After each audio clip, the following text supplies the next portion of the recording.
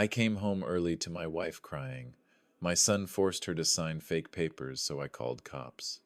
The house was too quiet for a Saturday afternoon. I'd come home early, the sun still bright on the porch, expecting to hear the sound of Marion humming or the TV running. Instead, I heard muffled sobs. In the kitchen, she sat trembling at the table, a stack of papers spread before her, and Brian, my son, stood over her, his voice sharp, his hand gripping a pen. "Sign it, Mom." "It's just a transfer form," he said, forcing the pen toward her. Her fingers shook. "Brian, your father hasn't even—" He slammed his palm on the table. "Do you want me to lose everything? Just sign it. It's for your own good." That's when I saw it, the fake county seal on the deed. My name, already forged. I stepped back into the hallway, heart pounding, and whispered into my phone, 911? I need officers. Right now. I guess 99% of you will hear this. Sigh and scroll past, not clicking like or subscribe, even if it only takes a second. What time is it for you? And where are you listening? I used to think silence was just the absence of noise. Turns out, real silence, the kind that sits in your bones, has a texture to it. Mine smelled faintly of lemon oil, brewed coffee, and the salt of the ocean pushing through the open kitchen window. After 40 years of fighting fires, of sirens and shouted orders, I had finally earned this quiet. A house built brick by brick, year by year. Paid off. No debt, no alarms, just peace. My mornings run like clockwork. 6:15 kettle hisses. The mug, Emily's favorite, a chipped one with a faded World's Best Dad print, gets its place on the counter. Marion hums in the garden, trimming roses the way she once trimmed our daughter's hair, slow, careful, exact. The marble floor under my bare feet shines like still water. I can smell the lemon oil from yesterday's polish. Everything in its place. That's how I like it.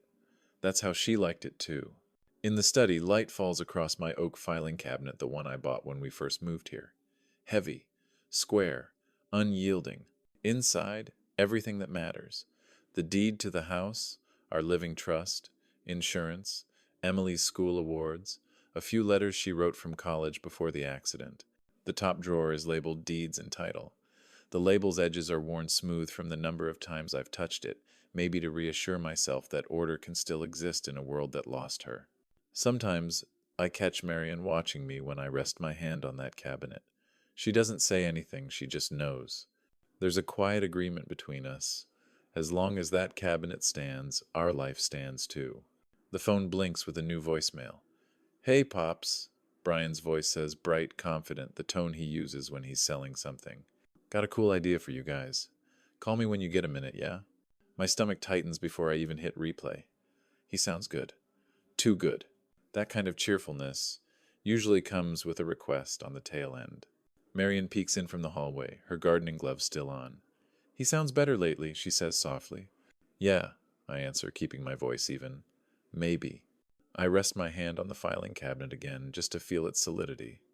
It's ridiculous maybe, but that cabinet feels more dependable than my own son sometimes. Brian was always charming, quick smile, easy words, but never quite steady. Jobs came and went. Opportunities fell through. The last time we bailed him out, he promised it was the last. I wanted to believe him. Every parent does. Outside, the mower hums low as I guide it across the lawn. The ocean breeze drifts in from the west, carrying the scent of salt and Mrs. Alvarez's orange blossoms next door. She waves from her porch, holding a basket of cut fruit.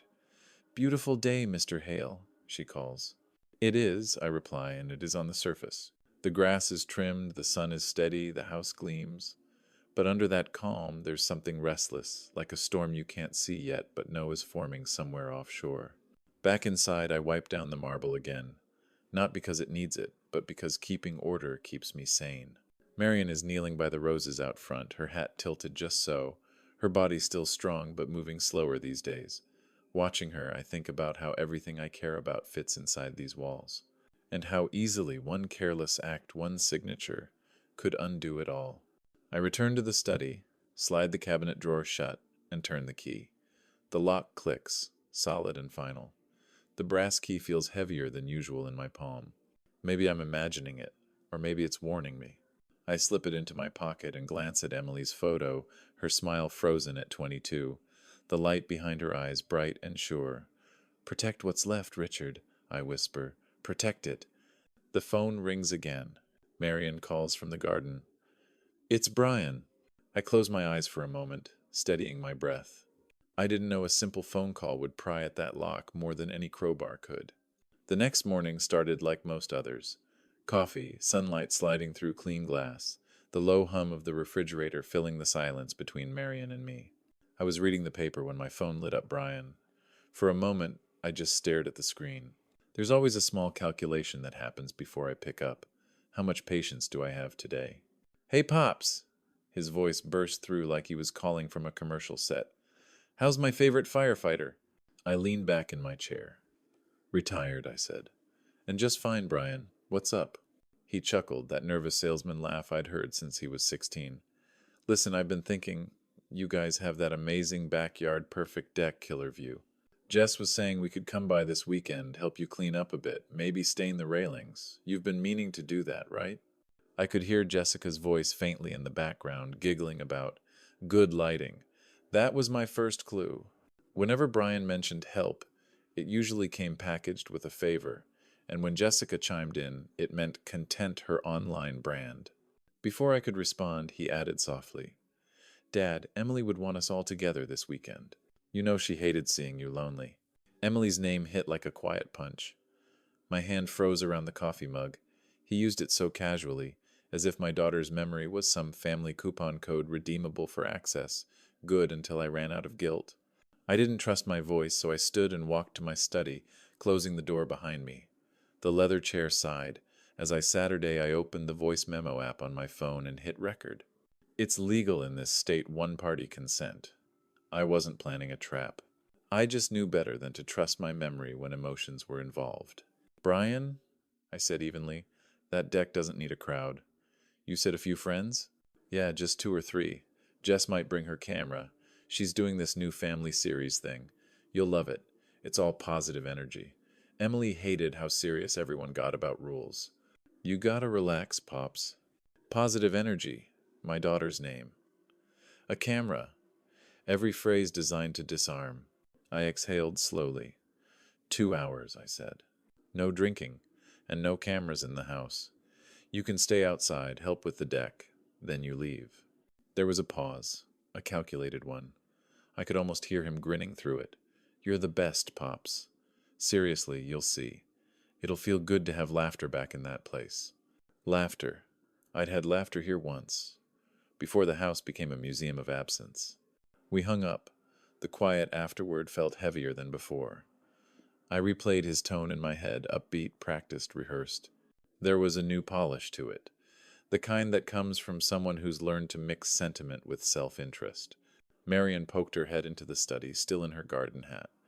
"He sounds happy," she said hopefully. "Yeah," I murmured, sliding my phone into the drawer beside the flash drives. "He does." I connected the phone to my computer, transferred the recording, and created a new folder, June Visit. Naming things helps me feel prepared. Files don't lie, and memories fade when you want them to. Outside, the late morning light glinted off the ocean like a line of tiny mirrors. It should have been beautiful. Instead, I felt a strange unease tightening beneath my ribs. Maybe it was nothing. Maybe it was everything. A text buzzed through. Brian again. Then another one followed, a gif of 2 beer bottles clinking. My thumb hovered above the screen. I didn't reply. After 40 years of hard work, this is what I get? My daughter's name borrowed to sell me trust I didn't owe. I looked at Emily's photo on the wall. "I'm not being paranoid," I told her softly. "Just careful." Still, when I slipped the flash drive into the locked drawer, the click of the latch sounded louder than usual, like a premonition. The thing about promises is they're loud when they crack. Saturday arrived with a sky too perfect for what was coming. The kind of morning that makes you think nothing bad can happen under that much blue. Marion had baked lemon bars. "Just in case," she said. I told her not to fuss. "It's only a few friends." Still, she wiped down the counters twice and folded napkins into triangles. That's the thing about hope, it makes you complicit. By noon, a car door slammed. Then another, then another. When I stepped outside, it looked less like a visit and more like a photo shoot had erupted on my driveway. 8 of them, maybe more. Designer sunglasses, branded athleisure, ring lights already standing like metallic weeds. A cooler dripped condensation onto my brick, puddling at my shoes. Jessica waved her phone before I could even say hello. "We'll be super quick, Dad. Oh my God, this light is perfect." Her tone was all honey and helium, but her eyes didn't meet mine. She was too busy checking angles.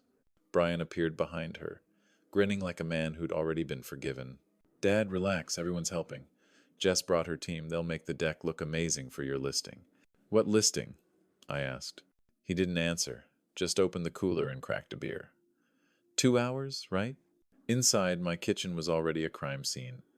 My crystal glasses gifts from the retirement ceremony had been quietly swapped for plastic cups. The smell of sunscreen and IPA mingled with lemon oil. A girl I didn't know leaned into the fridge, pulling out sparkling water. Jessica's voice floated over my shoulder. "We'll replace anything." "That's not the point," I said, keeping my tone level. "Oh, Dad," she chirped. "You sound like a commercial."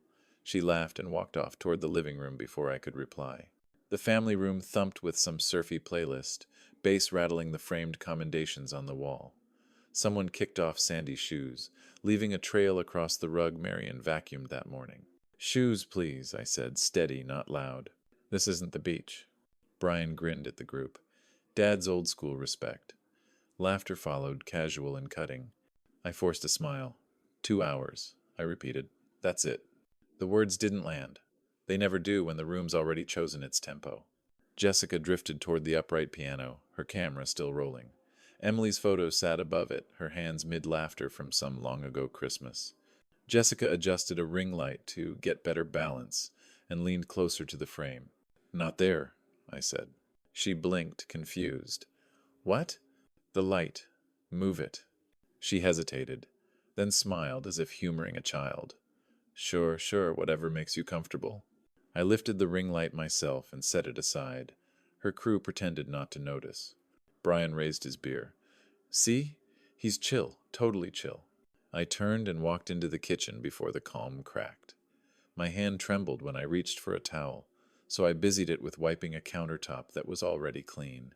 Marion caught my eye from the hallway, that half-apologetic look mothers wear when they want peace more than pride. I didn't blame her. Peace had always been our default setting. I took a breath, counted to 10 like I used to at fire scenes. Stay methodical. The house is still standing. The guests will leave. That's all that matters. Then, near the hallway to our bedroom, I saw it. A muddy heel print on the polished marble. Small, careless, undeniable. A stain on the surface I'd polished for decades. I crouched down, tracing it with a finger. Damp. Fresh. The kind of mark that says, "We were here, and we didn't care." For the first time that day, I felt something shift. Not anger exactly, something quieter, heavier. Why is my kindness always a runway for someone else's takeoff? I straightened slowly, eyes on the print. Marble remembers everything. So do I. By mid-afternoon, the house no longer sounded like mine. It pulsed bass thumping, laughter echoing off the marble. The scent of lemon oil that I'd worked into the floors that morning was now buried under something else. Cheap beer, sunscreen, and the damp musk of too many shoes that didn't belong. I closed the sliding glass door to keep the humidity out. 5 minutes later it was open again, curtains breathing in and out like the house itself was sighing. The damp air carried the smell of wet grass and spilled drinks. I could hear Brian outside, his voice above the music, telling someone how open and welcoming the place was. I stepped into the kitchen to find the fridge door hanging wide. "Relax, Dad, it's family," Brian said, popping the cap off another beer and letting it clatter into the sink. He didn't even look at me when he said it. "Family doesn't raid without asking," I replied quietly, taking the cap out of the sink and setting it beside the empty bowl where Marion's lemon bars used to be. He grinned like I'd made a joke. "You always take things too seriously, Pops. We're just having fun." Fun. That word again. It's what people say when they want permission without asking for it. In the family room, Jessica and 2 girls I didn't recognize were posing on the staircase. She adjusted her ring light, the glow bouncing off the framed glass that held Emily's college diploma. "Oh, the reflections here are so good," she said. The phone camera panned upward, catching our wedding photo by accident. She laughed. This is like classic vintage. I moved closer, low-voiced. Jessica, the stairs aren't a set. Please keep filming outside. She gave me that smile I've come to dread, the one that looks like compliance but means nothing. Of course, Dad, just one more take. The words, just one more, were always followed by, oops. From the corner window, I saw Mrs. Alvarez from next door peering over the fence, her brow furrowed. She raised a hand in a tentative wave. I stepped onto the patio and gave her a nod, a silent message. I've got it under control. Whether she believed that or not, I didn't know. Back inside, the counters were littered with snack wrappers and half-empty cups. Greasy fingerprints trailed across the stainless steel fridge door. A streak of mustard curved near the handle like a signature. I reached for a cloth and began wiping small, circular motions. Quiet, mechanical. It wasn't about cleaning anymore. It was about reclaiming the house inch by inch, proof that I still existed here. In the living room, a half-eaten sandwich balanced on the edge of my coffee table, dripping onto the coasters Emily made in grade school. I lifted it carefully and tossed it away, then dabbed at the stain until it faded. The music swelled again. Someone had connected their phone to the Bluetooth speakers. "Turn that down," I called. My voice was swallowed by laughter. I moved room to room, closing doors that wouldn't stay shut, straightening what was crooked. I kept a running ledger in my mind, not of money, but of lines crossed, each one smaller than the last, yet heavier somehow. Why am I wiping up after adults who call me controlling for having a standard? When I reached the marble hallway, I saw the muddy heel print from earlier had multiplied. Now there were 3, each one darker, more distinct. I could have sworn they were mocking me. Outside, the ocean breeze carried the muffled sound of Brian's voice. I opened the slider just enough to hear him clearly. He was on speakerphone. "Yeah, man," he said, laughing. "Come by tonight. Party's just getting started." "Oh." The words hit harder than any shout. I stood there a long moment, one hand on the glass door, the other gripping the towel. Lemon oil, beer, and betrayal blended into a single smell I'll never forget. It wasn't the noise that broke me. It was the assumption. By late afternoon, the air inside the house had grown thick heat, chatter, the faint smell of tanning lotion and beer clinging to every surface. The sun had started to tilt west, gold light spilling through the blinds like liquid dust. I thought maybe. Finally, the noise was dying down. Then Jessica called out from the living room. "Hey, Dad," she sang, her tone too casual to be innocent. "We'll just use the guest room tonight, okay? Content shoots at dawn or chef's kiss." I turned from the sink, drying my hands on a towel. "No," I said simply. "No, overnight." Her lips parted in mock surprise, like she couldn't believe someone would deny such a reasonable request. "But it's just us. The light in the morning, oh my God. It's unreal here. We'll clean up everything, promise." Before I could reply, Brian appeared behind her, grinning like a diplomat caught between 2 nations.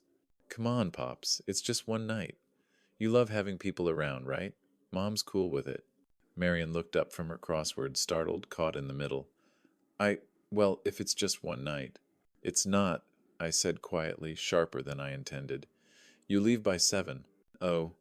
Jessica blinked, her smile freezing into something thinner. "Okay," she said too brightly. "Totally fine. I just thought, it might be nice to spend more time as a family. Emily loved mornings here, right?" And there it was, Emily again. The name, the key that always fit any lock. I didn't answer. I just turned back to the counter and focused on wiping down the same square of granite until the cloth came away spotless. As I scrubbed, a memory rose uninvited, as clear as if it had happened yesterday. 3 winters ago, Chase Bank.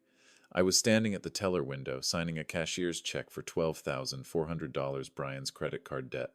He'd come over the night before, frantic, promising it was the last time. His hands shook when he took the envelope. "You saved me, Pops," he said, eyes wet, voice cracking. "You have no idea what this means." He hugged me tight, and I felt the tremor in his shoulders. Tears, I thought. Proof of sincerity.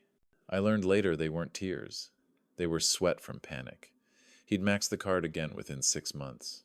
Back in the present, I walked into the living room and saw Jessica lounging on the couch, her phone angled toward the sea-facing windows. I glanced at her screen.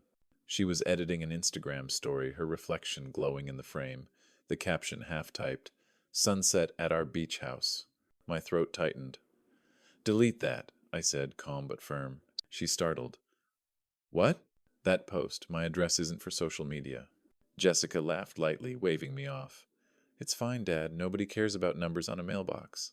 "I care." Brian exhaled dramatically, like I'd just lectured them about recycling. "You're overreacting, Pops. It's just a tag." "No," I said again, slower this time. "No overnights. No posts. Leave by 7. He turned to the group and shrugged, smirking. "Boomer rules." Laughter rippled through the room like static. I didn't respond. I just picked up the empty cups and carried them to the sink, the sound of plastic against metal drowning the noise for a moment. As the sun slipped lower, the laughter faded into murmurs and low music. For a brief minute, I thought maybe they'd listen, maybe they'd leave on time. Then my phone buzzed. A notification. "Instagram. Jessica tagged you in a post." I opened it. There it was, my home's exact address. Bright and public, pinned under a caption about family memories by the coast. My jaw clenched. "Once your address is content, your safety is a pole." Through the open window, I heard Brian's voice drift in, half whispered, half cocky. "Yeah, bring the guys. It's fine, Dad's chill." The cloth slipped from my hand. They were testing limits. I just hadn't realized the test was about ownership. By 6 o'clock, the day had already overstayed its welcome. I stood at the kitchen counter, towel in hand. Watching the sun dip over the horizon like it, too, was ready to leave. But Brian wasn't. He sat on the patio rail, phone in hand, scrolling, laughing, confident. The kind of confidence that comes from never thinking about consequences. "Come by around 8, he said into the phone, voice breezy. "Yeah, we're at the beach house. Dad's cool with it." Beach house. That word again, like a knife disguised as a compliment. I didn't correct him. Not because I agreed, but because I'd learned something over the years. Shouting doesn't make smoke leave a room. You have to control the airflow. I wiped my hands, walked into the living room, and found Jessica kneeling by the stairs, adjusting her ring light. She didn't even flinch when I entered. "The light in here is insane," she murmured, angling her phone upward. I turned away and looked at the piano. Emily's photo caught a streak of glare from that same light, her smile fractured by reflection. I lifted the frame carefully and carried it into the bedroom. On instinct, I turned it around so the glass faced the wall. The gesture caved my chest. I couldn't stand the thought of her face glowing in their videos, surrounded by noise and strangers. Marion peeked through the doorway, her voice small. "You're handling this well." "Handling," I said. "That's one word for it." Back in the kitchen, I picked up my phone and scrolled to Avery Cho's number, our lawyer. I typed, "Might need advice on property boundaries." Her reply came 2 minutes later. "Document everything." So I did. I started with the cooler sweating onto the marble, then the beer bottles lined along the piano bench, the ring light's reflection in the diploma frame, the trail of sandy shoes on the stairs. I didn't take them out of spite.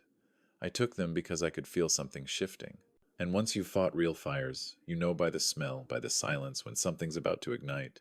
Brian brushed past me with 2 more beers. "Relax, Dad, it's community vibes. Emily would love it." My throat tightened. He said it so casually, so confidently, like he was quoting scripture. My daughter reduced again to permission slips for bad behavior. I didn't respond. I just clicked another photo, the bottle cap he tossed into the sink, the one that landed beside Marion's measuring spoon. In the hallway, Jessica was filming a behind-the-scenes clip, narrating into her phone. "You can feel the love here," she said, smiling, like real family energy. Behind her, my jaw tightened so hard it clicked.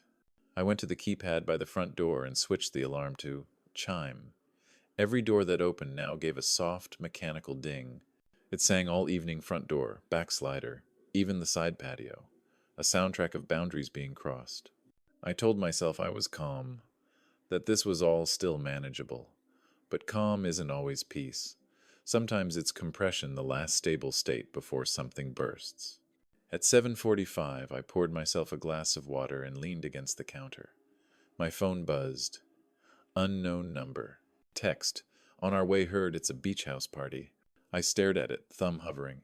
My reflection shimmered faintly in the black screen. the same way it used to in my fire helmet's visor before stepping into smoke. The house hummed with music, chatter, laughter sounds that once meant family, now foreign, invasive. I didn't feel anger. Not yet, just clarity. When a man stops pleading and starts logging, the fire has changed color.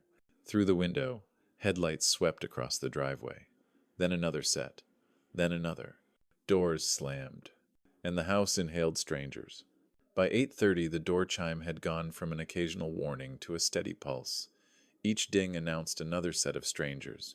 More perfume. More noise. The hallway filled with laughter that didn't belong here, too loud, too casual, too confident. I stood by the entryway, jaw set, counting the footsteps. 15, maybe more. They flowed through the house like water through cracks, finding every unguarded space. The smell hit first. Cheap beer and coconut sunscreen rolling over the faint lemon oil I'd rubbed into the floor that morning. It wasn't just a clash of scents. It was a declaration. The house no longer smelled like home. It smelled like other people's weekend. Someone I didn't know dropped a cooler on the marble, ice skittering across the tiles. Another stranger leaned back in my leather chair, wet swim trunks dripping onto the cushion. Vibes, he said, grinning. Grandpa aesthetic. My mouth opened, then shut. Words felt useless against that kind of entitlement. Jessica clapped her hands to gather attention. Okay, everyone, tour time, she chirped, her ring light bouncing off the glass frames lining the hallway. So classy, cozy, rich, she said to her camera, her voice syrupy for the live stream she'd already begun. Marion had retreated to the kitchen, clutching a dish towel like a lifeline. I caught her eye, gave a small nod. Stay calm. I walked the perimeter of the living room, like I used to circle a burning structure checking exits, estimating risk. My rules were simple. No upstairs, no bedrooms, no closed doors. Rules, I'd learned, mean nothing to people who think they're guests in a museum. A guy planted a ring light at the base of the staircase, the glare turning the polished banister into chrome. Hey, I said evenly, not near the bedrooms. He looked me over, a smirk already forming. It's fine, man. We're not touching anything. I lifted the stand myself and set it aside. His eyes rolled as if I were the child in the room. Behind me, someone popped a can. Push! The sound tore through the air like a matchstick flare. The marble was slick now, damp with condensation from spilled drinks. A half-eaten lime rested in my crystal bowl, the one Emily used to fill with Christmas ornaments. I picked it up with 2 fingers, set it in the trash, and rinsed the bowl in the sink. The water ran red where the lime's acid had burned through the silver polish. In the reflection of the kitchen window, I saw Jessica filming again, this time capturing the ceiling molding. Look at this craftsmanship, she said, laughing. They don't make 'em like this anymore. I wanted to tell her I built that crown molding myself, every joint sanded by hand on weekends while Emily played piano in the corner. But I didn't. Explaining dignity to an audience chasing likes was like explaining oxygen to someone who never ran out of air. I stood at the base of the stairs, arms folded, the last barrier between them and the life I'd built. My voice, when I finally used it, was calm, command calm, fire scene calm. Upstairs is off limits. Of course, Jessica said sweetly. We'd never. The next minute, I heard the creak of a step. Then another. Laughter followed, light and sharp, like broken glass. Door sensor, ding. The upstairs hallway. My heartbeat matched the sound, steady but hard. I started toward the stairs, my hand brushing the banister. My voice was low, even, but it carried. Everyone stays downstairs. Now. The music dipped for a second, confusion rippling through the group.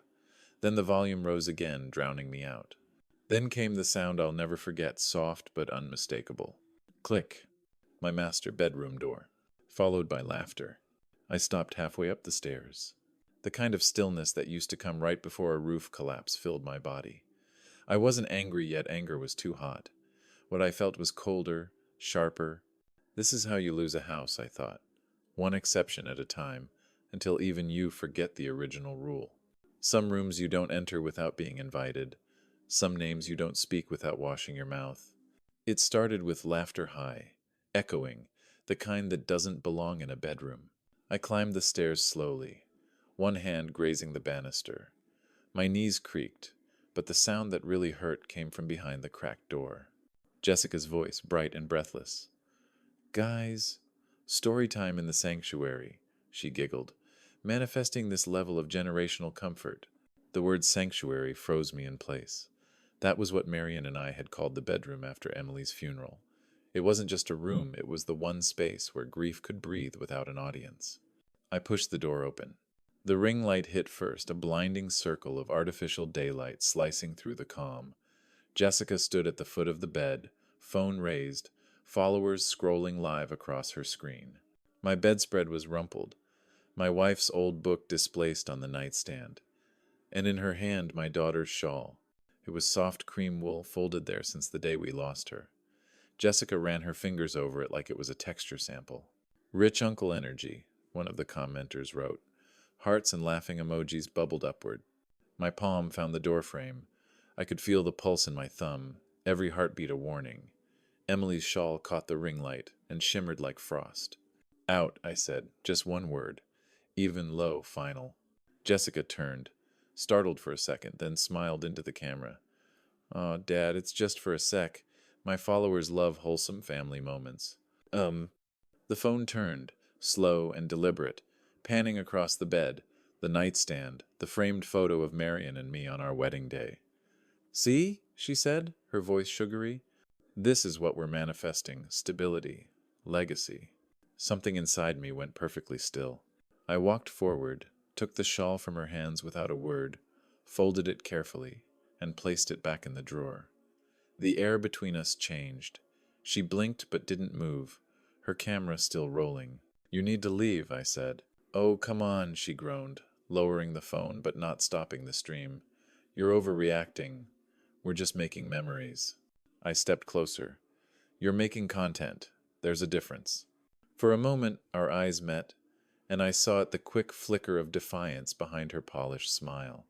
The same look Brian used to give me before lying straight to my face. I turned and walked out, leaving her words chasing behind me. Down the hallway, the noise resumed, laughter, music, doors opening and closing. In the study, I closed the door and turned the lock. My reflection in the window looked unfamiliar. Shoulders squared, mouth drawn tight. The kind of calm you only find at the edge of rage. Rage boiled in my chest, but I forced a breath, slow and deliberate, like I was masking up before smoke. I couldn't afford an explosion. If I erupted now, they'd make me the headline. "Angry old man loses it." If I stayed calm, the law would hear me. I unlocked my phone, scrolled to the recording app, verified the files from the week. Then I dialed 911. 911, what's your emergency? My voice didn't shake. "This is Richard Hale. I have trespassers refusing to leave my property. I have recordings of the invitation's limits. I'd like officers dispatched." The dispatcher's voice was steady. "Units on the way, sir. Please remain secure." Outside, a burst of laughter climbed the stairs again. I heard a door close, then the rattle of my study handle. Someone testing it. I stared at the knob, unmoving. If they wanted a show, they were about to learn the difference between a camera and a case number. The red and blue lights washed through the front windows, scattering across the marble like spilled paint. It should have looked like safety. Instead, it looked like guilt thin, flickering, restless. Two officers stepped through the door, their boots squeaking slightly on the damp floor. Behind them, the house had gone quiet in the way only guilt can hush a crowd. The music stopped. The laughter evaporated. Jessica lowered her phone, screen still glowing. Brian was first to speak. He walked forward, smile already rehearsed. "Officers," he said, voice smooth as syrup, "I'm really sorry to drag you into this. My dad's been a little confused lately." He gestured toward me with an open palm like I was a wounded animal. "We were just helping him with some paperwork. He gets anxious when we mention finances." Officer Lewis, a tall man with kind eyes that didn't miss much, looked from him to me. "Sir, do you live here?" I nodded. 40 years. "And these people?" "They were invited for a short visit," I said, tone steady. 2 hours, no filming, no overnight stays. I opened the drawer of my oak filing cabinet, the one with the label Deeds and Title. My hand didn't shake. "All legal documents are here. Deed, trust, insurance. Untouched." Jessica stepped forward, clutching Brian's arm, voice wavering with practiced tremble. He records people, officer, without permission. That's not normal, right? Her mascara shimmered in the flashing lights. I met the officer's gaze. One-party consent, perfectly legal in this state. I slid a flash drive from my pocket, labeled in my handwriting, June visit. This has a call recording authorizing a short visit, made by Mr. and Mrs. Hale Jr. Brian's mouth twitched, just once. Then he smiled wider. Dad, come on, this is embarrassing. You've been through a lot since Mom passed. We were just trying to help.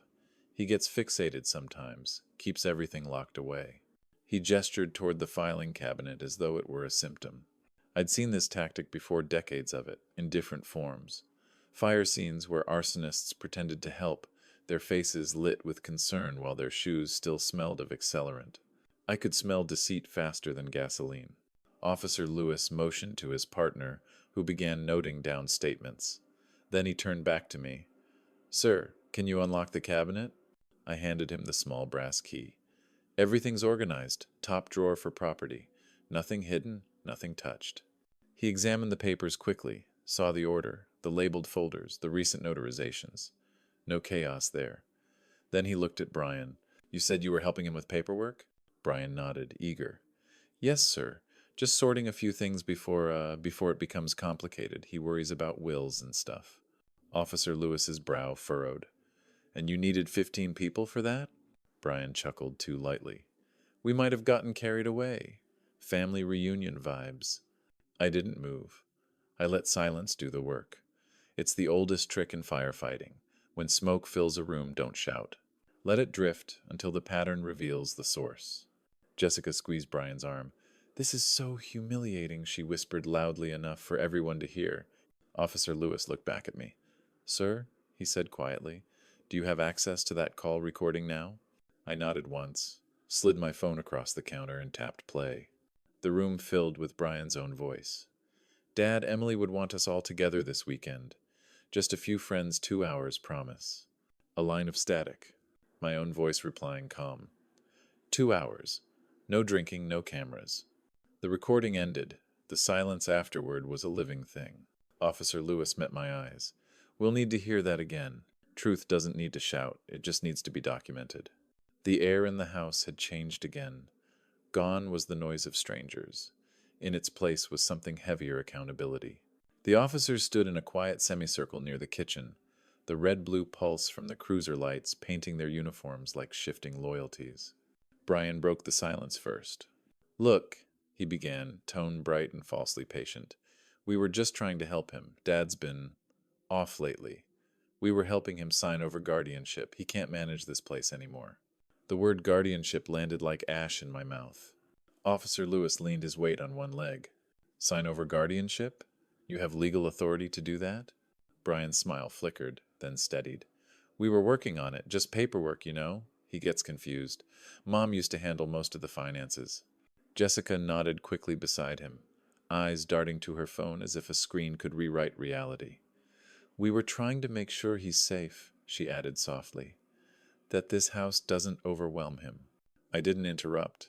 I'd learned long ago that in the presence of smoke, the truth needs oxygen, not shouting. Officer Lewis pressed the play icon on my phone again. Brian's own voice filled the room. Emily would want us all together this weekend. Just a few friends, 2 hours, promise. Then my reply. 2 hours. No drinking. No cameras. Silence. Jessica fidgeted, shifting her weight, the phone in her hand trembling just enough for the officer to notice.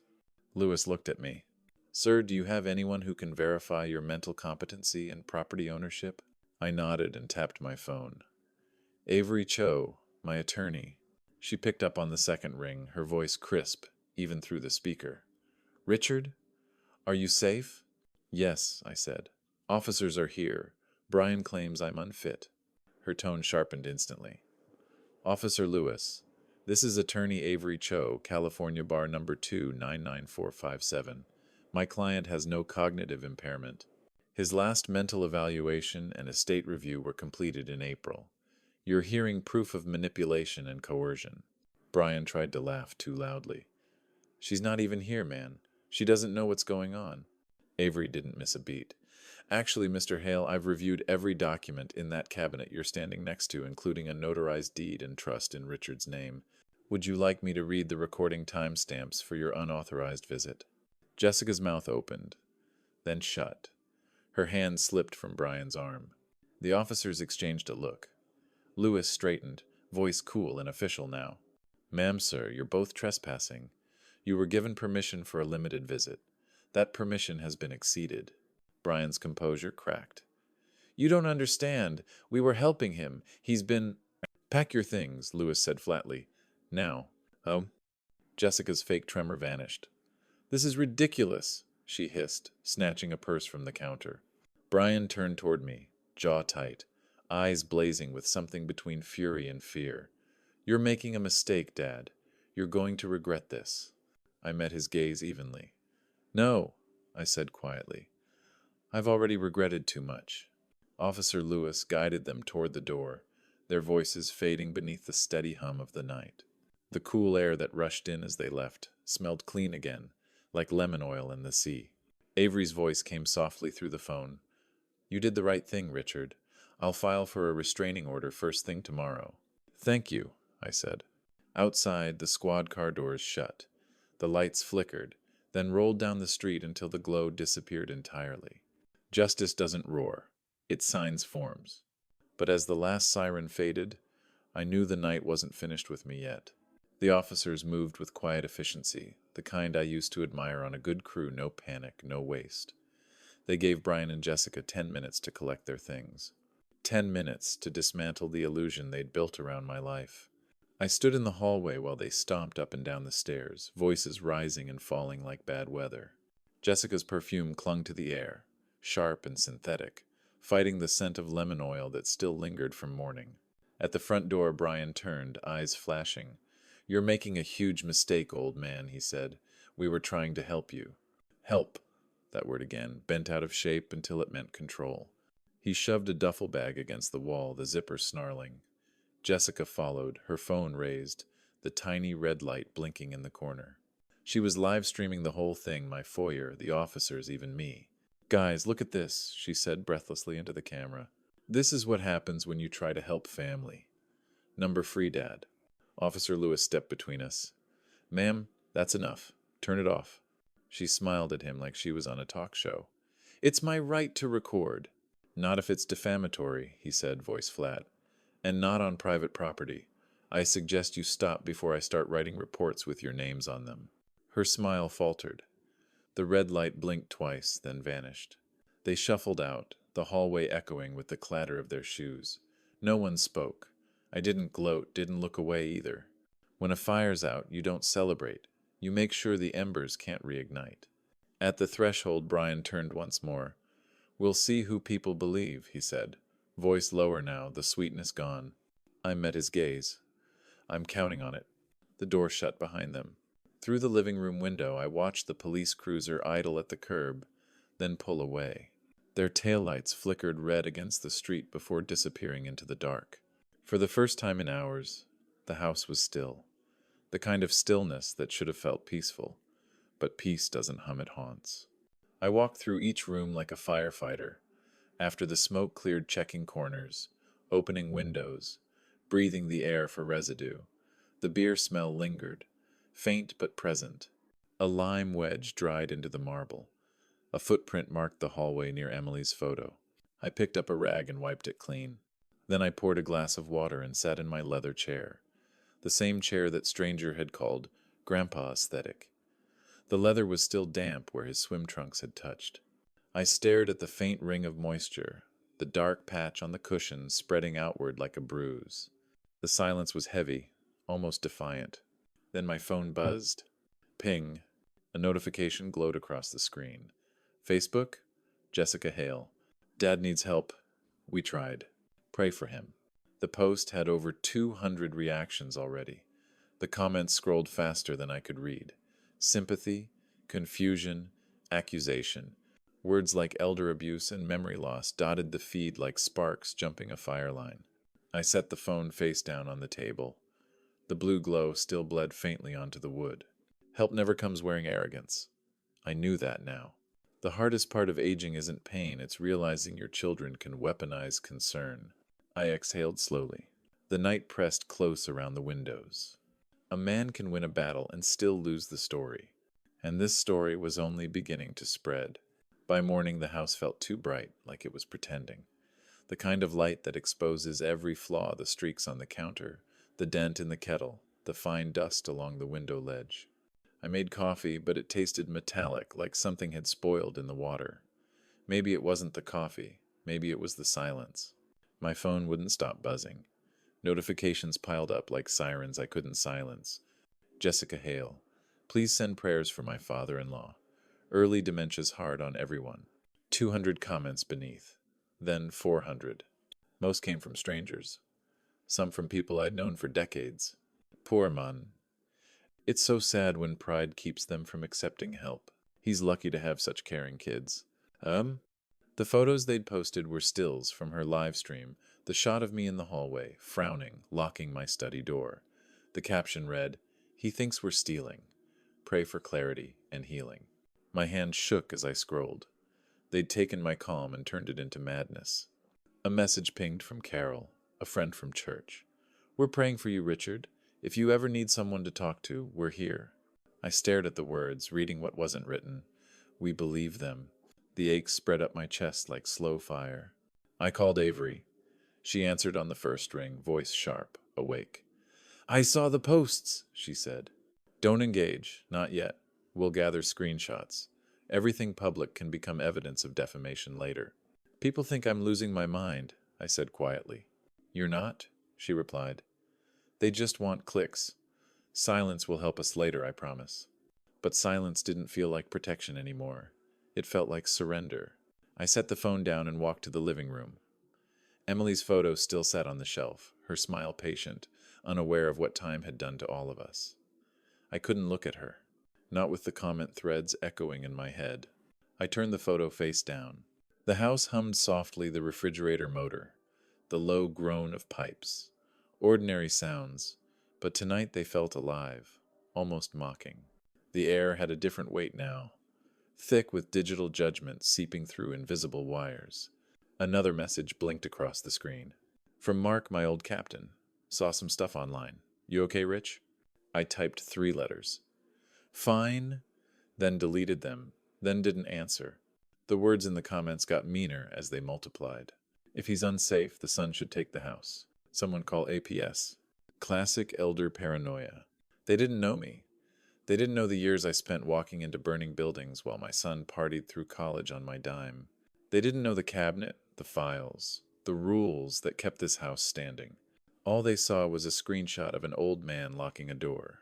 I sat at the kitchen table and watched the clock tick. Every second sounded like a gavel. Vindication had lasted an hour. Humiliation, it seemed, had better stamina. I whispered to the empty room, I thought silence was dignity. But I finally understood its ammunition for the loud. Outside, the ocean breeze moved the curtains. The air smelled faintly of salt, and something else, something bitter. Truth without witnesses is just another opinion. And right now, mine was losing. The comment count climbed past 1,000. Then the doorbell rang. When I opened it, my neighbor Robert stood there, cap in hand, phone raised. His face was grave. "Richard," he said quietly, "I think I can help." Robert stood on my porch the next morning, cap in hand, eyes heavy with something between concern and quiet triumph. His wife Nora lingered behind him holding a small basket wrapped in foil. "Fresh muffins," she said softly, avoiding eye contact. "We saw some of what's been posted." I stepped aside to let them in. The house still carried the faint, sour smell of last night's chaos, a ghost I couldn't air out. Robert cleared his throat. "They said you'd lost it," he murmured. "But my footage shows who really lost control." From his jacket pocket, he pulled out a small USB stick, labeled neatly in block letters, "Hale Residence, June 10th, Porch Cam." "I didn't mean to spy," he said quickly. "But the noise went half the night, and I figured if anything happened, I'd better have something to show the police. Habit, I guess." I raised an eyebrow. "Habit?" "Postal inspector," he said, almost apologetic. "Retired now, but old habits don't die." We sat in the living room, sunlight cutting through the blinds in careful stripes. Robert plugged the USB into my TV's side port, and the screen flickered to life. The footage began just before dusk. The view from his porch framed my driveway perfectly. People streamed in cars, coolers, ring lights. Laughter spilled out onto the lawn. Jessica's voice carried above the noise, sharp and certain. "Okay, guys, follow me inside." Then the timestamp rolled forward. The scene shifted to night music pounding, porch lights flashing like strobe. Through the front window, we could see shadows moving, shapes lifting glasses, someone jumping on my couch. At the 10-minute mark, the door opened wide enough to catch Jessica's live stream setup, her ring light glowing like a halo over the chaos. She panned across my living room, calling it cozy rich vibes. The audio picked up my voice from the hallway, low but firm. "Out, now." Then came the kicker. At 9:13 p.m., just after I'd gone upstairs, Jessica turned to someone off camera and laughed. "Once he signs, we'll flip it. Easy equity." I didn't realize I was gripping the armrest until my knuckles ached. Robert leaned forward. "Time stamped. Audio intact. Officer badge visible when the cops arrive. That's an unbroken chain of custody. They can't spin this." Nora shifted beside him, hands twisting in her lap. "We didn't want to interfere, Richard, but it wasn't right. The things they said online." I swallowed hard. "You didn't interfere, you just remembered what right looks like." Robert smiled faintly. "Well, I'm tired of good men being framed for having standards." My phone buzzed on the table. Avery. I put her on speaker. "I've got neighbor footage," I said. "Send it," she replied. The sound of her typing filled the room. A few minutes later, she exhaled sharply through the line. "Richard, this is gold. The timestamps, the language, the clear evidence of intent, it's everything we need. We can file both defamation and attempted coercion, public and private." The room went quiet again, except for the faint hum of the refrigerator. Nora reached for her husband's hand. "You'll get through this," she said softly. Maybe faith isn't about trusting people, I thought. Maybe it's about trusting that truth leaves fingerprints somewhere, and that sometimes good neighbors notice. I stood, crossing to the window, watching the calm street that had nearly turned into a circus. "They wanted content," I said quietly. "They gave me proof." Robert nodded. "Guess the internet can work both ways." I smiled, for the first time in days. Let's make sure it does. For the first time in weeks, the house smelled right again: coffee, paper, lemon oil, and printer ink. The chaos was gone, replaced by order. My order. On the dining table sat everything that defined a life built by work. The deed, the mortgage release, the trust documents, each tabbed and labeled. Every folder was a brick in a wall I was rebuilding, one fact at a time. Robert's USB drive rested in a small evidence bag, labeled and signed across the seal. I held it up to the light, the handwriting steady. Hale Residence, June 10th. It looked fragile, but it held truth more solid than concrete. Avery's voice came through the speakerphone, calm but charged. "Okay, Richard. Let's go through it again. Trespass, defamation, and attempted fraud. You understand these are civil actions, not criminal yet." "Understood," I said, flipping through the pages. "Civil's enough. Civil built this country." She paused. "You're seriously suing your own son?" I didn't look at the phone when I answered. "No. I'm suing the man who used to be him." The line went quiet. Then Avery said softly, "All right, then we do it right." Her keyboard clicked, the sound like a typewriter carving resolve into paper. The complaint was drafted, notarized, and filed with the county clerk before noon. By 3 o'clock, the case number was assigned. The system that had once seemed so slow now moved with purpose, like an engine finally engaged. I spent the rest of the afternoon preparing my side. I printed screenshots of Jessica's posts, each one dated and time-stamped. I matched them with excerpts from Robert's footage frames of her laughing under my roof, the officer's badge catching the light, and the line that sealed their intent. "Once he signs, we'll flip it. Easy equity." I opened a new manila folder and wrote on the tab in clean block letters, "Exhibit A, Online Activity." Avery called again. "You'll need to make a public statement," she said. "Short, factual, no emotion. Let the evidence speak." So I did. That evening I sat at my desk, opened Facebook, and created a new page. For the Truth Our Family's Story. I uploaded stills from the live stream, nothing invasive, just what was already public. Then I wrote a single paragraph. All events were recorded. Legal proceedings are underway. I trust the law to sort truth from noise. No anger, no names, just calm documentation. Within an hour, the post began circulating. A few comments trickled in, skeptical at first, then curious. Someone shared a screenshot of Jessica's deleted video. Someone else asked if the police had confirmed the trespass report. By midnight, the tone had changed. Wait, this lines up with the neighbor's footage. I was at that party. He told us it was his house. I'm sorry, sir. I pinned that last one to the top of the page. The feed quieted after that. For once, silence didn't feel empty. It felt earned. I leaned back in my leather chair, the same one that stranger had soaked with salt water weeks earlier. The cushion was dry now, but the mark remained faint, a scar, not a stain. I wasn't angry anymore, just focused. I built this house with calloused hands and union paychecks. Now I'd defend it with evidence and signature ink. Justice moves slowly until it has paperwork. And tonight, it finally did. The courthouse smelled of paper and old wood polish, the kind of scent that clings to truth after it's been handled too long. Rows of benches were packed neighbors, retired colleagues, even a few who'd once whispered that I'd lost my mind. Now they came to watch the ending. Brian walked in wearing a navy suit and an easy grin, his arm around Jessica. They looked rehearsed. He still thought charm could rewrite facts.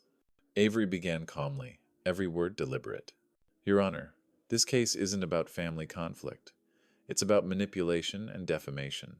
The evidence will speak for itself. The courtroom lights dimmed as Robert's porch footage filled the screen. Jessica's voice floated through the speakers, bright and careless, manifesting this level of generational comfort. Then her off-camera line sharp, damning, once he signs, we'll flip it. Easy equity. The room froze. Jessica's eyes went wide. Brian's smile cracked. Their lawyer tried to object, but the judge waved it off. Avery advanced to the next exhibit. My bank records, clean and dated. Transfers totaling over $12,000 to pay off Brian's debts. Handwritten notes in my neat block letters. For your restart. Make good choices. Avery looked at the judge. This is not confusion. It's generosity turned into ammunition. Robert took the stand next, his voice steady. I filmed what I saw, time-stamped and unedited. The homeowner was calm. The guests weren't. Brian shifted in his chair, his confidence gone. Jessica gripped her phone like a talisman she couldn't use anymore. When Avery finished, the judge leaned back, rubbed his forehead, and read the ruling slowly. The court finds in favor of Mr. Hale. The defendants are liable for trespass, defamation, and damages in the amount of $48,000. A public retraction must be issued on all social media accounts involved. The gavel came down like a closing door. Brian's face collapsed, all polish stripped away. Jessica whispered something, maybe sorry, maybe not, and they walked out under the quiet gaze of every person they'd tried to fool. Outside, Robert waited by the steps. You did good, Richard, he said. Took your punches, stayed standing. I nodded. You ever notice justice sounds like a door latch when it works? He smiled. Yeah, clicks just once. That night my phone buzzed. Jessica Hale, public post. We were wrong. Mr. Hale did not suffer dementia. We apologize for the damage caused. No excuses, no filters. Just surrender in plain text. The comments rolled in neighbors, strangers, quiet words of respect. I sat there, the light from the screen washing over my hands, feeling not triumphant but finally still. For months I'd lived as a rumor. Now, the truth had a voice again. Forgiveness doesn't erase wrongdoing. It just puts it in order, properly labeled, in a drawer that can finally close. The house wakes with the light. Morning slides gently through the glass, spilling over the marble floor where chaos once lived. The air smells like coffee and clean salt from the sea, simple, honest, unbothered. I move slowly these days, not from age but from choice. The filing cabinet sits exactly where it should by the window, polished smooth. The key rests on top, no longer a weapon against fear, but a reminder of order. I open the top drawer once more. Inside, the documents lie neatly, deed and title. Case records, Robert's footage, Avery's letter on top. Her words are short and steady. Case closed. Funds transferred. Judgment satisfied. I close the drawer gently. That soft click carries more peace than any apology ever could. Emily's photo stands beside it again. I'd turned it face down after everything fell apart, unable to meet her eyes. Now I wipe the glass clean, trace her smile with my thumb, and set her upright. "We're okay now," I whisper. Outside, the roses Marion planted are full again, petals heavy with dew. I grab her old pruning shears and step into the sunlight. The air hums faintly distant gulls, a neighbor's mower, the soft world I almost lost. Robert waves from across the fence. His wife calls out something about muffins. I raise my hand in quiet thanks. Some friendships don't need words. They just keep showing up. I kneel among the roses and trim the dry stems. Marion used to tell me, "You can't make them bloom if you're afraid to cut." She was right. Renewal always comes with pruning. Inside, the house hums differently now, steady, human, alive. The refrigerator clicks, the clock ticks, the rhythm of life returning to its natural order. For the first time in years, I don't brace for noise. I don't check the locks twice. The quiet feels earned. I pour 2 cups of coffee, out of habit. One for me, one for the space where Marion used to sit. The steam curls upward, disappearing into sunlight. For a long time I mistook kindness for open doors. I thought forgiveness meant letting people stay no matter how much they took. But kindness without boundaries is surrender dressed up as virtue. Now I know better. Family, I've learned, isn't defined by blood or last name. It's defined by respect for what's closed doors, hearts, memories. As the day warms, I set the shears down and rest my hands on the edge of the garden box. Every petal, every scar on my palms feels like a story that finally found its ending. Some lessons you learn too late to teach, but just in time to live. I glance back at the house, the clean windows, the photo by the cabinet, the quiet breathing of peace returning home. I built this sanctuary with my hands. Now I protect it with my mind, and it is finally enough.